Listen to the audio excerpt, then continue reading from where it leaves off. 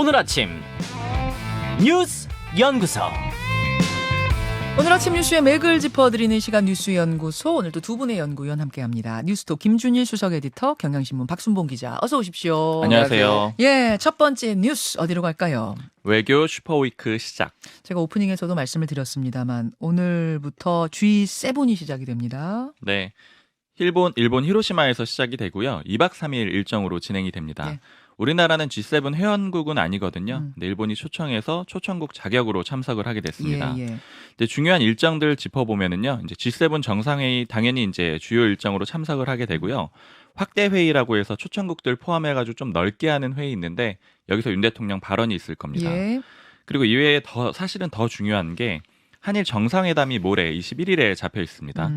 그리고 G7 기간 내에 한미일 정상회담도 예고가 돼 있고요. 그렇죠. 그리고 이외에도 뭐 호주 총리, 베트남 총리, 인도 총리, 인도네시아 대통령, 영국 총리 이 양자 정상회담도 예정이 돼 있는데 이제 다 모인 자리에서 쭉 만난다라고 그렇죠. 보시면 될 것 같아요. 그렇죠.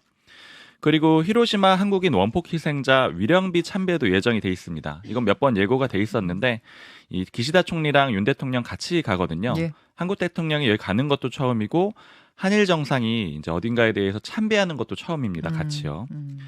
그리고 지금 이번에 이제 G7 회의는 좀 뭘 주목해서 봐야 되느냐? 요거를 이제 국민의힘의 외교안보 분야 전문가를 의원을 그제 만나가지고 물어봤더니 관전 포인트. 네, 이 자유민주주의 국가연합에서 8번째 나라가 되는 그런 기로가 될 것 같다. 그러니까 이제 바로 그렇게 된다라는 건 아니고 신냉전 체제가 되면서 이제 전선이 좀 명확해졌기 때문에 이번에 우리가 G8이 되는 그런 합류하는 그런 좀 시작점, 출발점이 될 수 있다라는 그런 점을 좀 봐야 될 것 같다. G7 회원국에 우리가 만약 합류하면 G8이 G8이 되는 건데 그 시작점이 될 것 같다. 네. 그래요. 후쿠시마산 식재료를 쓴다는 것도 화제더라고요. 네, 이제 정상회의 하면은 사실 나오는 음식 이런 거 다 주목이 되고 또 정치이고 의전이잖아요. 예. 이번에 일본이 후쿠시마산 식재료가 사용된 요리를 정상들한테 제공을 할 겁니다. 그러니까 구체적으로는 후쿠시마 복숭아 가지고 만든 주스, 또 후쿠시마 토속주, 양갱, 화과자 이런 것들이 제공이 된다 그래요. 네. 그러니까 즉 이 얘기는 바이든 대통령 포함해서 각국 정상들이 다 이걸 먹게 된다라는 얘기고요.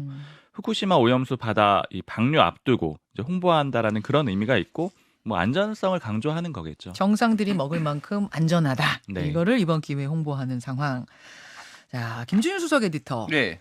보는 관전 포인트는 뭡니까? 일단 후쿠시마 뭐 농수산물 얘기부터 하면은 후쿠시마가 뭐 현으로 따지면은 우리나라 도잖아요. 네. 크기가 뭐 13,600제곱미터인데 강원도가 16,800제곱미터니까 강원도보다 좀 작은 거예요. 그러면 뭐 이를테면은 방사능이 과거에 오염됐다고 하더라도 시간도 많이 지났고 뭐 강원도 사이즈가 다 오염됐을 수는 없잖아요. 그러니까 이거는 어떻게 보면 이제 홍보성인데 이거하고 오염수 방류는 또 어나더 레벨 다른 차원의 문제잖아요. 그 오염수 이제 원전에서 나오는 원전에서 오염수니까. 나오는 거고 네. 그걸 바다에다 뿌리는 거니까 뭐 그런데 이거를 이제 좀 예전에 도쿄올림픽 때도 그렇고 홍보로 장소로 좀 홍보용으로 많이 이용하려고 한다. 식재료를 뭐 그렇게 볼 수 있을 것 같고 이 히로시마라는 데가 어쨌든 원폭 피해를 입은 곳이고 네. 그래서 한국 사람도 3만 명 정도 죽었거든요. 이 원폭으로 인해서 히로시에 굉장히 많았어요. 그래서 예전 2016년에 아베하고 오바마하고 정상회담했을 때 오바마가 여기 방문을 해가지고 오바마 미국 대통령이 방문을 해서 여기 또 뭐 유감의 표명도 하고 그랬습니다. 이번에는 뭐 바이든은 사죄 표명을 안 한다는데 그런 차원에서 조금 전쟁 참사 뭐 이런 것들을 조금 이제 서로 기리는 그런 뭐 이벤트인 것 같고 가서 또 어떤 메시지가 나오는지도 중요하겠네요. 예, 두 정상이 같이 가서. 예, 이제 미국도 한국도 일본도 여기에는 다 관련이 있으니까요. 그렇죠. 미국은 이제 가해자인 거고 여기서 중요한 게 지금 G7이 별도의 성명을 내는데 소위 말해서 대중국 성명을 낸다라는 거예요. 그러니까 무역과 투자를 제한하는 중국의 경제적 위협에 대한 공동 대응을 천명하는 내용. 그러니까 이런 건데 소위 말해서 미국의 지금 대중국 봉쇄에 이제 같이 G7이 공동 대응한다. 뭐 단일 대우를 한다라는 건데 결국은 이제 중국의 반발이 있고 중국은 지금 이 비슷한 시기에 동남아시아나 이런 나라들 가가지고 정상회담 지금 한다라는 거거든요. 그러니까 블록화가 지금 가속화되고 있다. 여기에서도 다시 한번 확인할 수 있다. 그리고 중국의 한국에 대한 압박들 뭐 이런 것들이 좀 더 이제 계속 나올 수 있다라는 거를 좀 확인할 수 있을 것 같습니다. 예. 하나 오늘 눈에 띄는 거는 오늘 후쿠시마 전문가 시찰단 브리핑을 정부가 해요. 예. 그래서 협의를 거의 마무리했다라고 보시면 될 것 같고 뭐 기존에 나왔던 대로 한 나흘 정도 그리고 한 20명 정도 뭐 이 정도가 이제 가는 거는 대충 윤곽이 나왔고 그거 뭐 예를 들면은 그 오염수 뭐 처리수 이거를 우리가 직접 뭐 채취를 한다든지 이런 것들은 거의 불가능해진 것 같고 시찰 중심으로 뭐 이렇게 가는 걸로 거의 확정이 된 것 같습니다. 자, 오늘 뭐 시찰단이 어떤 내용 발표하는지 주목해 보셔야 될 것 같고 또 G7에서 G7 자체도 자체지만 한미일이 또 어떤 내용 가지고 오는지 회담에서 어떤 내용을 논의할지 이 부분도 주목해 봐야 될 것 같아요. 두 번째 이슈로 넘어갑니다. 5.18 정신 헌법 수록 온도차. 예, 어제 5.18 민주화운동 기념식이 있었는데 대통령도 참석했고 현역 의원들 굉장히 많이 갔어요. 한 170여 명이 집결했더라고요. 네.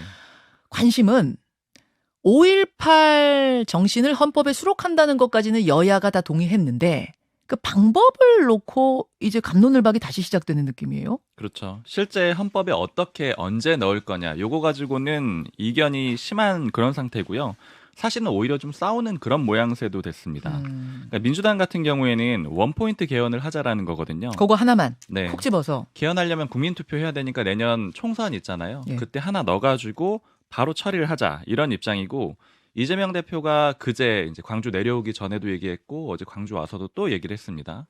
근데 여권 같은 경우에는 저렇게 원포인트로 하는 거는 그러니까 이제 헌법에 담는 것 자체는 찬성인데 네. 저렇게 원포인트로 내년에 바로 하자라고 하는 거는 그건 국면 전환용 꼼수다 이렇게 비판을 하고 있습니다. 국면 전환요. 지금 이제 김남국 의원 이슈로 불리한 국면을 어떻게 타개해 보려고 던지는 거 아니냐 이렇게 의심하는 거예요. 그렇죠. 지금 개헌이라는 것은 사실은 이제 블랙호기라고 불리잖아요. 그러니까 네. 이걸 다 덮어버리겠다 이런 취지로 보고 있는 거고요. 김기현 대표는 이런 식으로 얘기를 합니다. 헌법에 담는 거는 대통령 공약이고 우리 당 입장이다. 그런데 우리가 할 수 있는 방안 찾아보겠다. 이제 이거는 우회적으로 야당이 제안한 거 거부를 했다라고 볼 수가 있고요. 그리고 아까 좀 싸우는 모양새라고 말씀드렸잖아요. 예. 공격적인 얘기가 대통령실에서 좀 나오고 있어요. 어떤 대통령실 관계자 이렇게 해가지고 익명 인터뷰로 나오고 있는데 이게 여러 언론에 나오고 있습니다.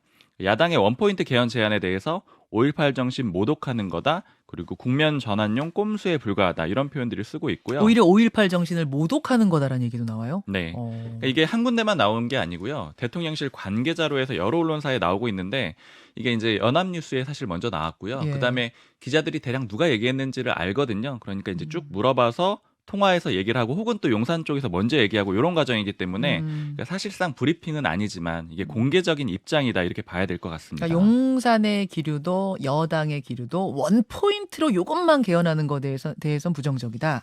근데 이게 이렇게 그 대통령실 관계자 이름으로 나오긴 했는데 다 동의하는 것 같진 않아요. 제가 이제 분위기를 좀 물어봤더니 이제 모 여권 관계자는 사실은 저 관계자 얘기는 좀 웃기다 이런 얘기도 해요. 왜냐하면 이게 국회가 하면 된다고 말하면 되는 건데 국회가 할 일인데 국회에서 하면 된다라고 하면 되는데 왜 굳이 저렇게 뭐 불타고 그러냐 화를 내냐 이렇게 얘기를 하고 이분이 이제 쭉 캠프 때부터 있었던 사람인데 네. 이 대통령 입장이 초지일간 국회에 맡긴다라는 거다. 근데 물론 이제 자기 생각에도 이 개헌 자체가 하나만 하기가 굉장히 어렵기 때문에 그리고 국민들 입장에서도 하나만 하기 위해서 국민투표에 나선다라는 거 좀 별로 합리적이지 않다라고 생각을 할 수가 있으니까 다른 거 좀 묶어서 종합적으로 해야 된다 이런 생각들은 좀 갖고 있습니다. 야, 그래요. 김준수석 에디터. 네. 예, 어제 뭐 대통령도 참석을 하고 기념식에 많은 사람들 모이고 또 이런 이제 논란도 있었고 어떻게 네. 보셨어요? 일단 뭐 윤석열 대통령이 보수 대통령으로는 처음으로 2년 연속 그 예. 전에는 박근혜, 이명박 두 분은 한 번만 갔거든요. 예. 1년 차 때. 그리고 안 갔는데 2년 연속 가고 5월 어머니 해하고 같이 입장하고 뭐 이런 것들이 굉장히 전향적이었다라는 평가가 있었지만은 예.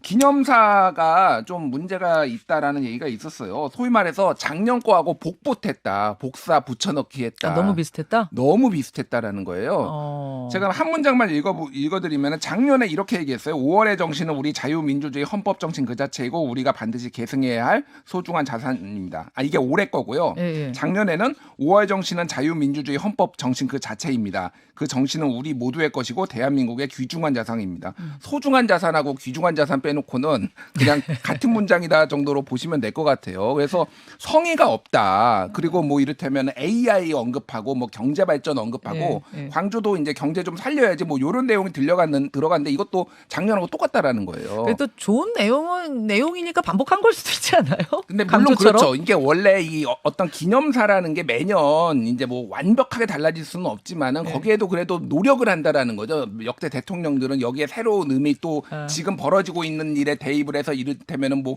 우크라이나 전쟁과 뭐 이를테면 민주주의의 가치 뭐 이런 것들을 노력을 했는데 너무 좀 무성했다라는 이런 논란이 하나가 있었고요. 그리고 원포인트 개헌 같은 경우에는 제가 이 논란을 지켜보면서 옛날 윤태곤 실장이 한번 그런 얘기를 한 적이 있었잖아요. 정치권은 항상 오해할 준비가 되어 있다. 오해할 준비. 예, 예. 서로 그러니까 서로. 뭐, 예, 이게 뭐, 어떻게 보면은 서로 공약을 한 거고, 그냥 하면 되는데, 이거가 이제 뭐 블랙홀이다. 사실 원포인트 개헌이라고 하면은 블랙홀이고 말 것도 없거든요. 김진표 의장이 얘기를 했던 게, 독일은 69년 동안 60번 개헌했다. 우리도 좀 필요한 거 있으면 하나하나씩 그때, 개헌하자. 그리고 개헌이란 건 사실은 이제 국민 예. 투표에 붙여야 되는 거잖아요. 예. 국민들이 투표를 해야 되는 문제이기 때문에 그것 때문에 한 번에 모아서 여러 개를 좀 큼직하게 한 번에 국민 투표하자. 이제 이런 얘기들이 나오는 건데 지금 이제 내년에 총선이 있으니까 그때 붙여서 원포인트 개헌하자. 요거는 사실 다른 때보다는 좀 현실성이 있어요. 그러니까 별도로 국민 투표를 하면 돈이 많이 들지만은 그래서 매번 선거 때마다 하자라는 건데 그러면은 이제 꼼수다 또 이제 뭐 반대쪽에서 그래서 모아서 하는 것도 문재인 대통령이 임기 초반에 했지만 그것도 실패했잖아요. 자유한국당 반대로. 그래서 원포인트 개헌하자니까 뭐 이것도 꼼수다 그래서 야 이게 대한민국에 개헌이 가능할지 혁명이 일어나지 않으면은 이제 뭐 4.19 혁명 뭐 6월 항쟁 뭐 이 정도가 아니면은 개헌이 가능할지 이게 좀 의문인 상황입니다. 그런 생각도 예. 들더라고요. 그러니까 이게 다른 선거를 하면서 같이 개헌까지 문구를 넣어서 투표를 하는 거잖아요. 그러면 그 선거가 지방선거가 됐든 총선이 됐든 대선이 됐든 영향을 줄 수가 있을 것 같아요. 그 개헌 사안이 뭔지에 따라서 그 부분에도 정치권이 여야가 어떤 계산기를 좀 두드려 보진 않을까? 이런 그렇죠. 생각. 그러니까 원포인트 개헌이라는 게 쉽지 않은 거 아닌가? 뭐 그것도 맞는 내용인데 이 정도는 사실은 이거는 이견이 없고 대통령과 민주당의 공약 사항이었고 이 정도는 한번 해볼 만도 하고 이 개헌이란 거를 어떤 효능감 이런 것들 그러면 또 다른 것도 또 다시 할 수 있고 뭐 이런 것들인데 이게 그러니까 35년 동안 한 발짝도 못 움직였거든요 개헌에. 그러니까 자, 참 요 아쉽다, 이야기, 개인적으로. 예. 요 이야기가 이제 포인트로 좀 떠오른 상황에서 잠시 후에 천하람 국민의힘 순천갑 위원장 연결하거든요. 지도부 의견, 국민의힘 지도부 의견은 알고 있는데 천하람 위원장은 어떤 생각 가지고 있는지 직접 들어보겠습니다. 다음 이슈요. 정경련 이름 바꾼다. 전경련 전국경제인 연합회 오래된 이름인데 어떻게 바꾸고 왜 바꿔요? 일단 한국경제인협회로 이름 바꾸기로 했고요. 정경련이라고 줄였잖아요. 이번엔 이제 한경협이 되는 겁니다. 이름 바꾸는 거는 정경련의 부활의 신호탄이다 이렇게 좀 이해를 하시면 될 것 같아요. 그 흐름을 한번 좀 짚어봐야 되는데 예. 이제 정경련이 사실은 많이들 기억하실 텐데 2016년에 박근혜 정부 때 국정농단 사태에 연루돼서 몰락을 했거든요. 그렇죠. 원래는 경제단체 마태형격이었는데 그때 가장 큰 4대 그룹 뭐 삼성, 현대 이런 것들이 다 빠지면서 완전히 힘이 빠졌고요. 문재인 정부에서도 힘이 빠졌고 윤석열 정부 처음 초기에도 역시 잘 초대를 안 해줬어요. 그래서 힘이 빠졌었는데 그런데 김병준 회장 직무대행이 가게 되거든요. 네. 이제 그때부터 부활의 신호탄이 써졌고요. 이 김병준 회장 직무대행은 윤석열 대통령의 뭐 측근이라고 할 수도 있고 혹은 뭐 멘토라고도 할 수가 있겠죠. 그렇죠. 당시 갔을 때부터 기업들도 좀 이 촉각이 곤두섰었는데 당시에 기업 쪽 사람들이 저한테도 좀 많이 물어보더라고요. 뭐라고요? 이게 4대 기업이 복귀를 해야 되는 거냐. 그리고 이제 정경련을 좀 다시 쓰겠다라는 거냐. 이런 얘기들이 있었고. 어떤 메시지냐 이거? 그렇죠. 그러니까 김병준 회장이 가게 되니까요. 온건호 씨. 보통은 원래 경제단체 경제인들이 갔었거든요. 네. 그리고 용산 쪽에도 저도 물어봤을 때 좀 인상적이었던 표현이 기억나는 게 김 회장 보냈다라는 거는 정경련을 고쳐서 쓰겠다라는 의미다. 그러니까 이렇게 얘기를 하더라고요. 그래서 이제 본격적으로 이름 바꾼 거고요. 그 다음에 그 윤리경영위원회 설치하겠다라고 했거든요. 이거 미르케이 재단 사태 이런 거 다시 안 나게 하겠다라는 거라서 이제 윤리적으로 어느 정도 그 명분을 쌓고 그 다음에는 이제 4대 기업이 복귀하는 아마 그런 그림을 만들 걸로 보입니다. 자, 4대 기업이 복귀해야 대기업 4개가 복귀해야 힘이 실릴 거고 그러려면 이제 간판부터 바꾸는 작업, 옷을 갈아입는 작업의 첫 시작이다. 그렇죠. 그리고 한일 정상회담 때도 갔었죠. 그러네요. 한미 정상회담도 갔었고요.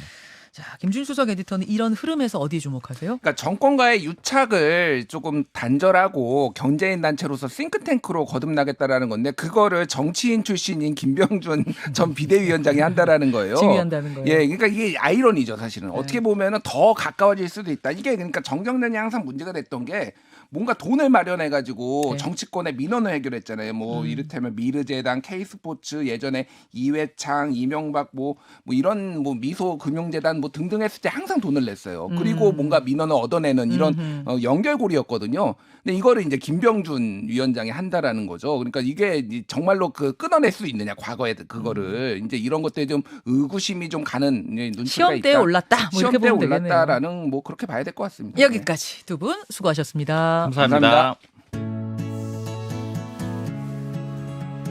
김현정의 뉴스쇼는 시청자 여러분의 참여를 기다립니다. 구독과 좋아요, 댓글 잊지 않으셨죠? 알림 설정을 해두시면 평일 아침 7시 20분 실시간 라이브도 참여하실 수 있습니다.